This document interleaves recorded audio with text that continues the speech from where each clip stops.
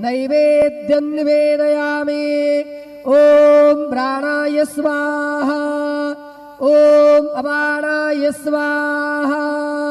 ॐ व्यानाय स्वाहा। ॐ उदानाय स्वाहा। ॐ समानाय स्वाहा। ॐ ब्रह्मणे नमः। नैवेद्यमध्ये पानीयं समर्पयामि। पुनर्नैवेद्यं निवेदयामि। ॐ प्राणाय स्वाहा।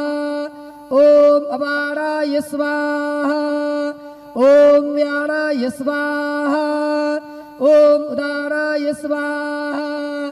ॐ समानाय स्वाहा। ॐ ब्रह्मणे नमः। नैवेद्यं समर्पयामि। हस्तप्रक्षालनं समर्पयामि। मुखप्रक्षालनं समर्पयामि। करोद्वर्धनार्थे चन्दनं समर्पयामि। अधमारार्तिक्यदीपं दर्शयामि।